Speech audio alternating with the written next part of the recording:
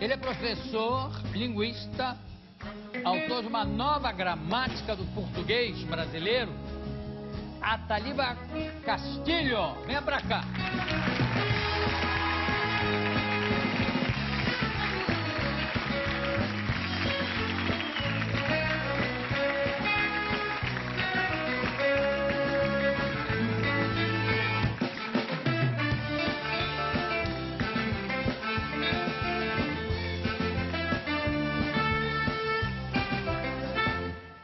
Eu só não entendi o seguinte, gramática do português brasileiro. Não houve uma unificação aí do português exatamente para que um sirva para todos? Não, a unificação que houve foi da ortografia. Isso só a forma escrita. Mas uma legislação não consegue rearticular duas modalidades do português que estão se afastando progressivamente. Não, então, já estão bem afastadas. Bem afastadas, não é? Então, desde meados do século passado começou esse afastamento. Então... Tem uma coisa que eu achei muito curiosa, que quando o primeiro livro que eu escrevi, o Xangô, eu usava a palavra cavanhaque. Em Portugal, ninguém mais sabia o que queria dizer cavanhaque. Mas calma, porque a gente aqui falava um português, de certa forma, seiscentista, porque parou ali, né?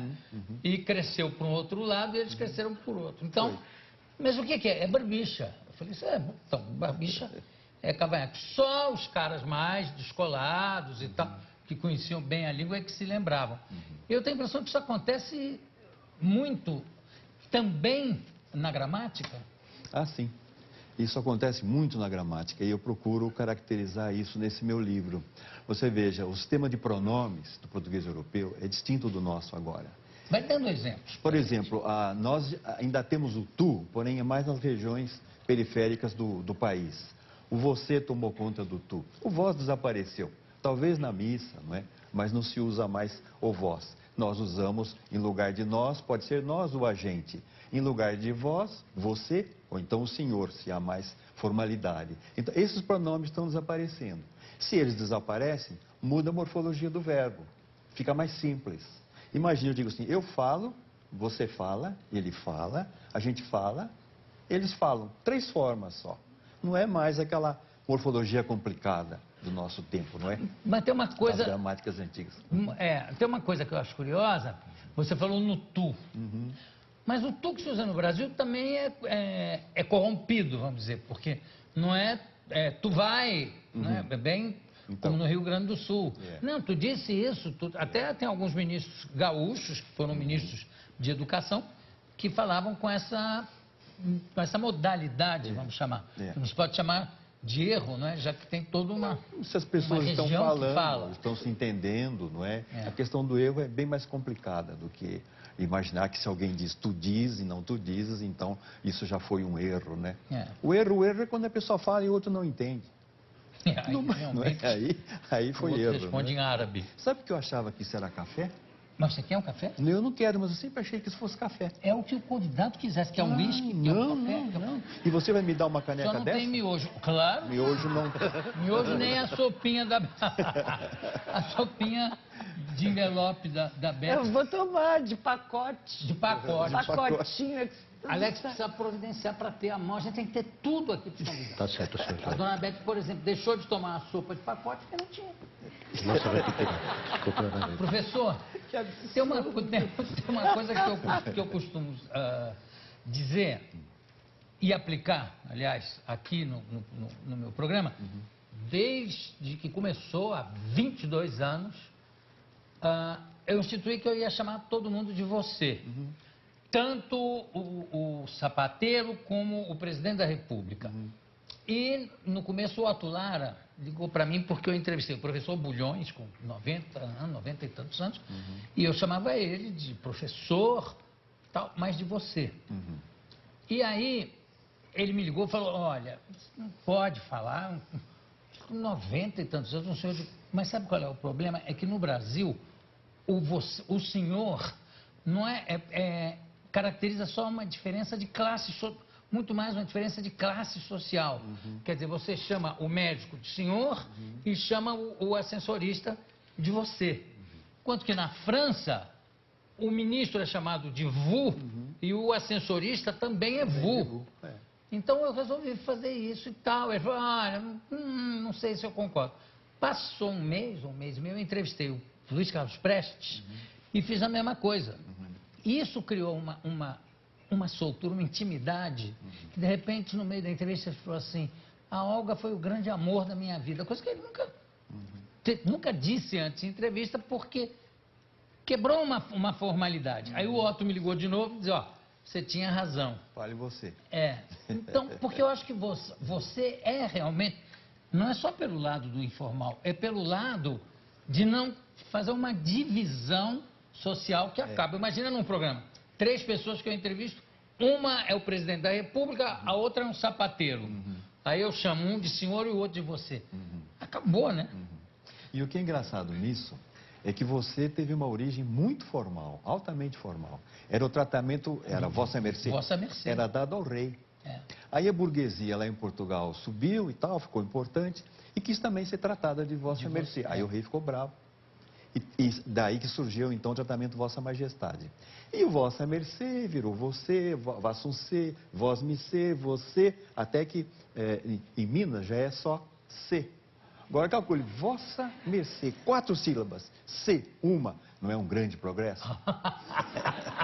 Você vai, você fica, você fala, não é? Você sabe, né? Você sabe. Né? Eu achei curioso aí que em Portugal ainda usam o você, e você pensa que é como se fosse mais intimidade, não, é o contrário, é menos. Porque ele ainda guarda em Portugal esse sentido mais cerimonioso que o você tinha, dada essa sua origem, né? Então Agora, ainda fica.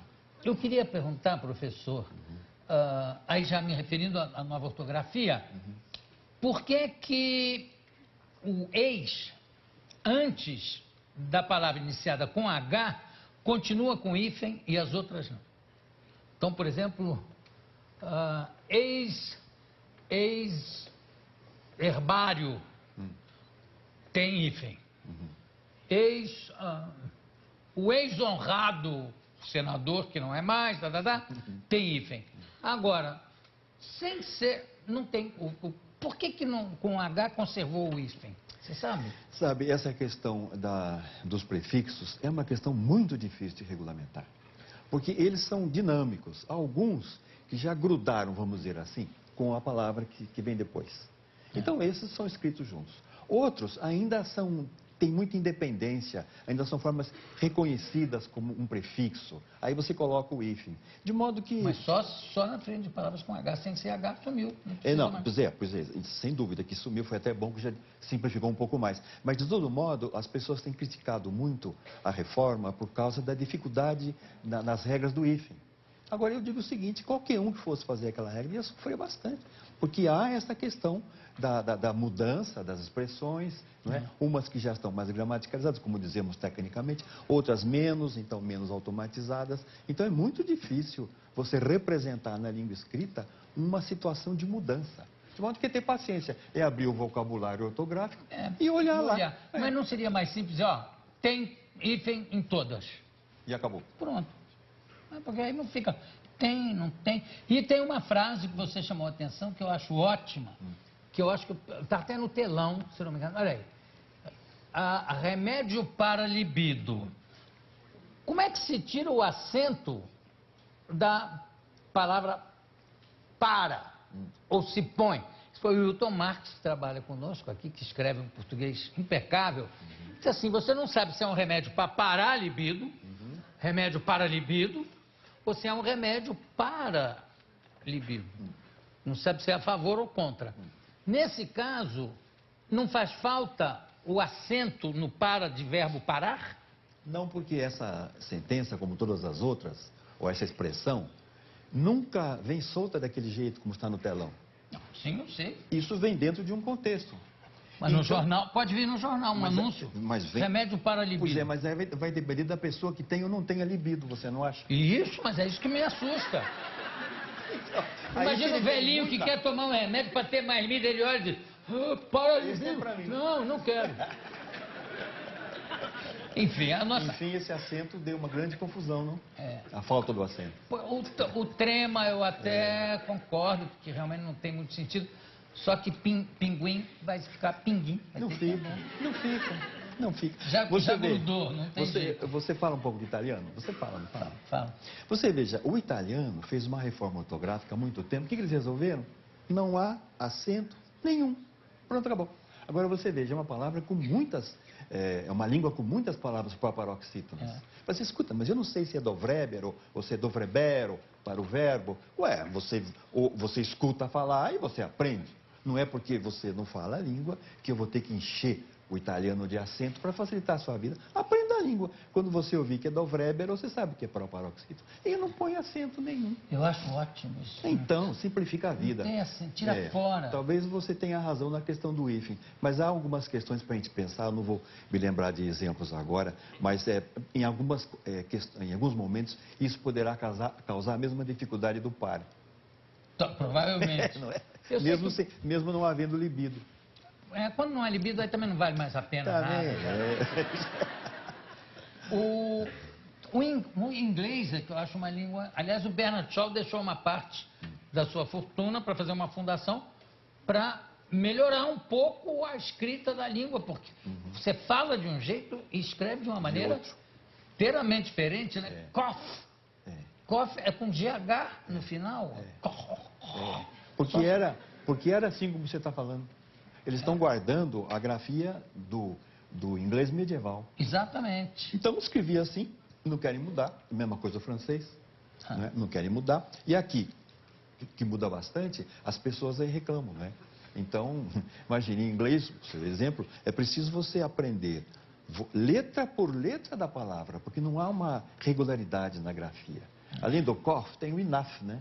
Então, é que aquele GH era uma velar expirada, enor, se dizia antigamente. Depois a palavra mudou, ficou enough, mas eles continuam escrevendo como falavam antigamente. Tem até um exemplo que eu não vou me lembrar da palavra fish, escrita de um jeito inteiramente diferente, porque é o F do cough, o I enfim, de cada uma das coisas que teria pronúncia diferente. E fica uma coisa estranhíssima. Agora, quer dizer, em português, na reforma, eu acho que ficou mais fácil escrever. Eu acho. Ficou mesmo.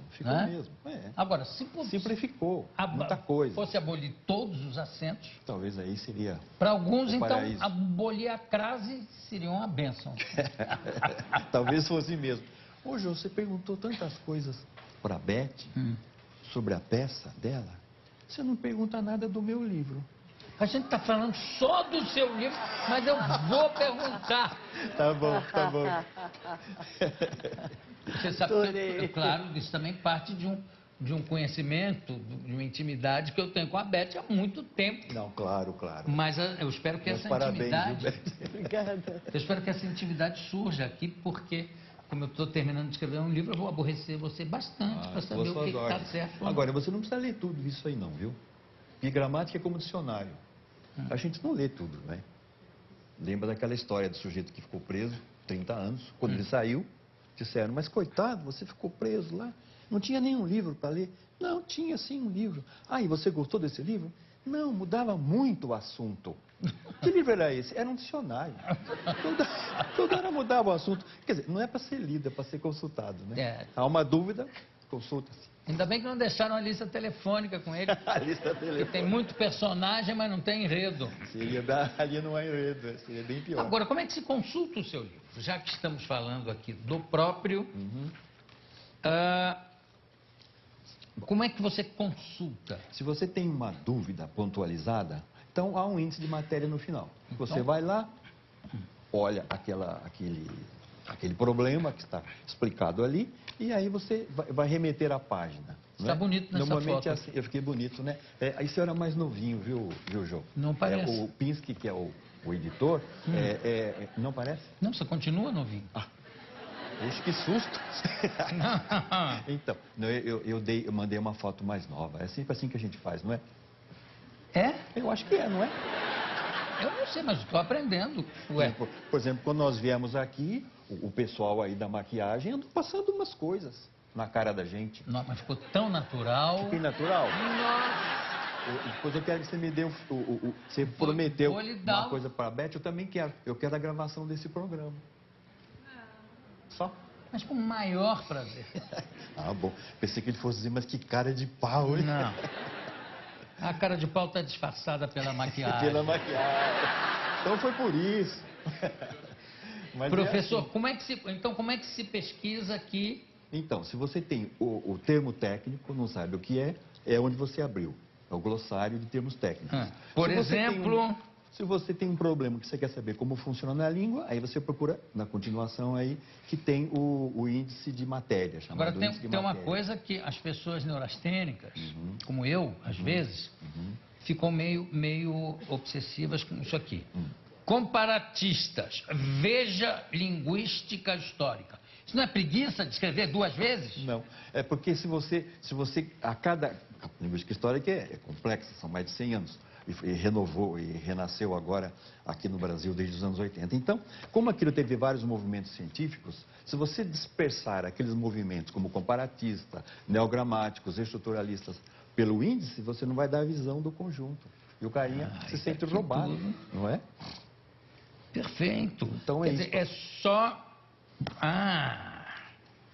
metalíngua, maravilha. Não é meta-a-língua, é metalíngua. Aí já estamos entrando no perigoso terreno da pornografia. Pornografia não tem essa entrada, pornografia. Olha só, endófora, veja, voricidade. Foricidade. Foricidade. Essa eu vou ver, porque essa eu não tenho a menor ideia do que se trata. Você usa o tempo todo palavras fóricas, palavras que retomam uma coisa que você já falou. Tão simples. Né? O Jô Soares tem um programa. Ele faz esse programa há mais de 20 anos. Ou ele retoma o Jô Soares. Prático, né? Isso chama-se foricidade. Retoma. Ou então você antecipa uma coisa que vai dizer na frente também. Você vê, eu nunca li o seu livro, eu já sabia E disso. você já sabe. Não, e mesmo sem ler o livro, você usa o português com toda adequação. Não é por estar aqui na sua presença. Ah, muito obrigado. Sou Jô Fico Soares. feliz. Não é por É bom, estar na sua presença. é bom que a gente conheça as ferramentas que a gente usa, né? Pois claro. A razão desse livro está exatamente no que você acabou de falar. Nós aprendemos a falar em casa, quando somos crianças. Aprendemos a língua falada. Depois, na escola, aprendemos a língua escrita. E aí, somos apresentados à língua do Estado, que é o padrão culto. Bom, da língua portuguesa. Agora, quando você aprende a falar, a sua mente trabalha de um modo incrível para conseguir dominar esta realidade humana tão complicada como é a língua. Porque é extremamente complicado. A gente fala o tempo todo, escreve, lê, tudo bem, mas vai pensar um pouco. Como é que eu solto uns sons aqui, este aparelhinho aqui grava, vai aí para o ar, as pessoas escutam esses sons e entendem o que eu estava pensando. Mesma coisa você. Isso não é um milagre?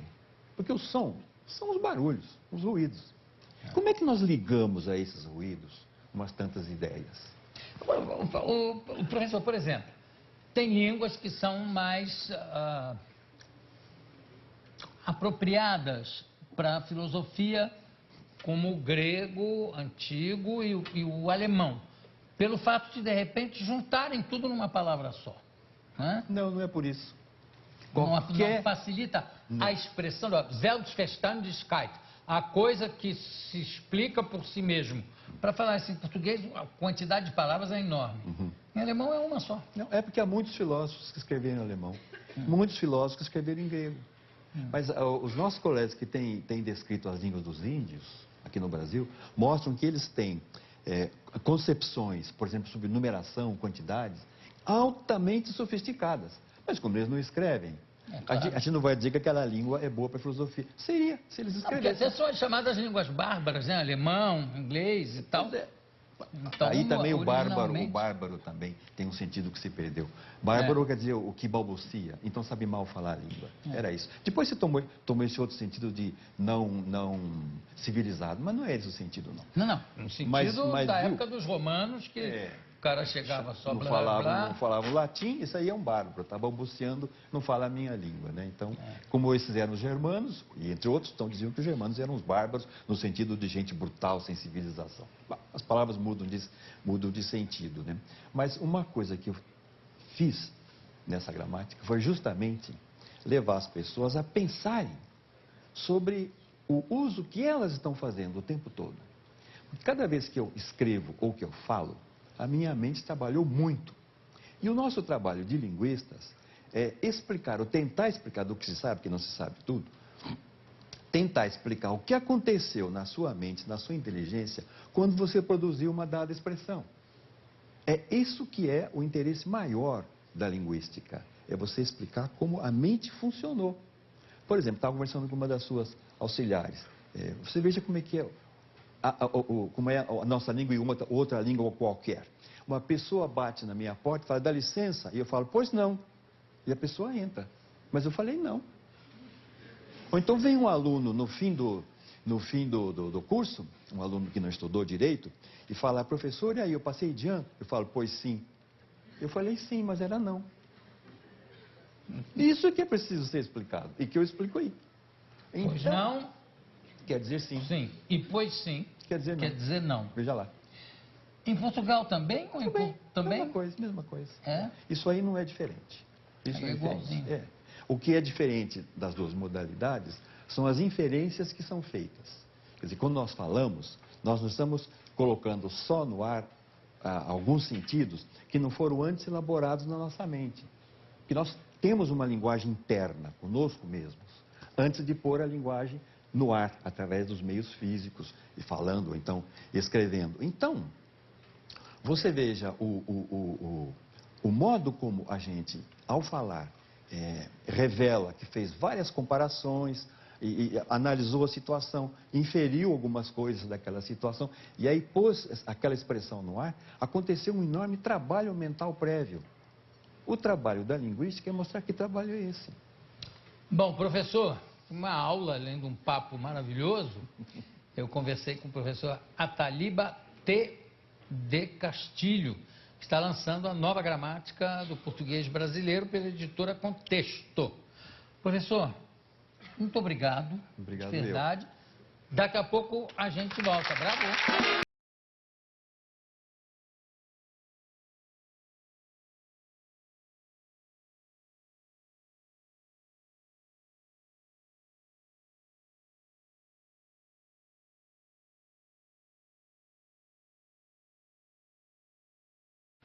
E agora eu vou conversar com André Leonardo Chevitarese, que é historiador e está lançando o livro Cristianismos, Questões e Debates Metodológicos. André, venha para cá.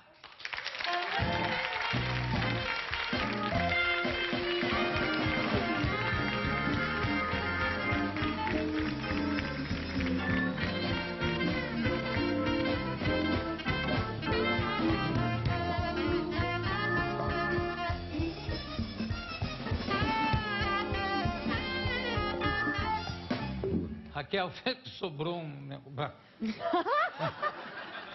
Toma, Alex, entrega para a Raquel, tá? Entrego. Você queria algum? Não, João. Obrigado. Tá bom. O livro é Cristianismos, Questões e Debates Metodológicos, onde você trata bastante de intolerância Exato. religiosa. Como é que é? Como é que é a pesquisa? A ideia, João, consiste do seguinte: basicamente, experiências religiosas, na pesquisa que eu desenvolvo e oriento no doutorado, mestrado, experiências religiosas são sempre plurais, mesmo quando a gente observa do ponto de vista confessional. Então, pensa cristianismos. Então, há católicos, há batistas, há metodistas, enfim, há uma série de crentes ou fiéis, exatamente. Então, dentro dessa percepção que hoje se coloca, cada campo desse, o católico, o anglicano, o metodista, o assembleano, cada um deles toma para si a ideia, o pressuposto de que eles detêm a verdade acerca do seu fundador, Jesus.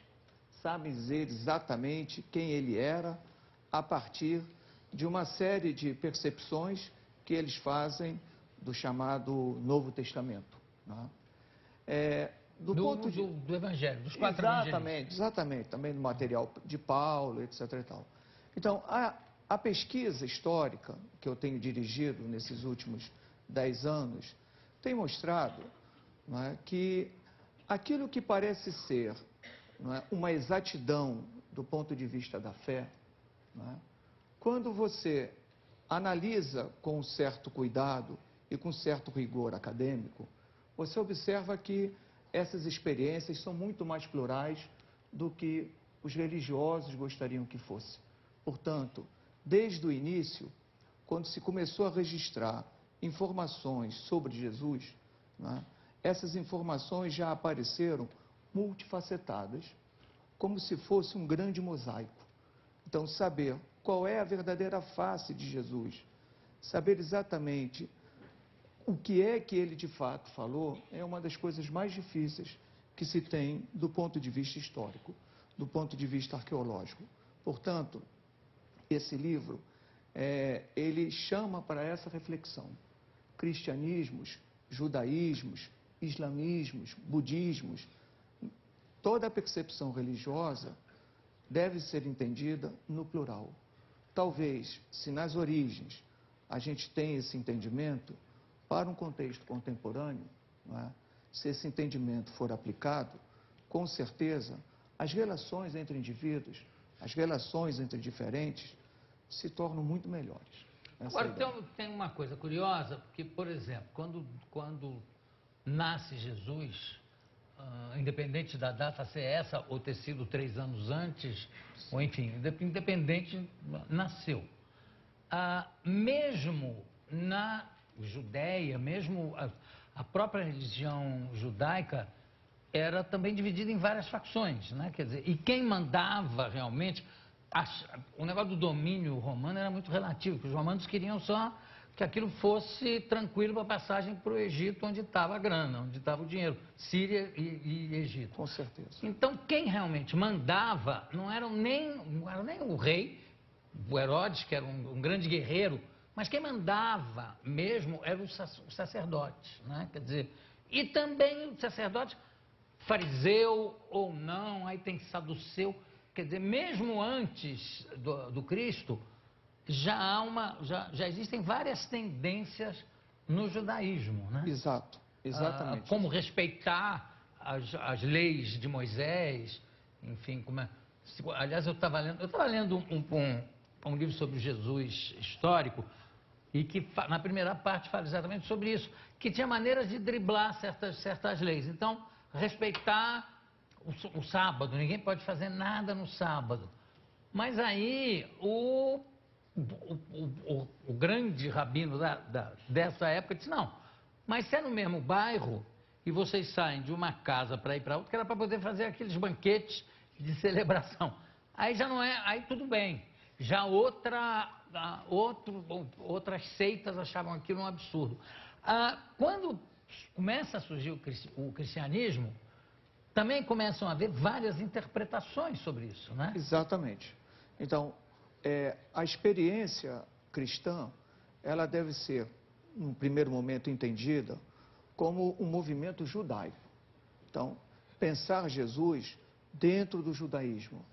Um judeu que pratica a lei de Moisés, que vai ao templo, que celebra as diferentes festas judaicas. Esse é um passo que é importante da gente compreender hoje, porque isso já custou muitas vidas num processo histórico. Mais recentemente, se toma o Holocausto, não é?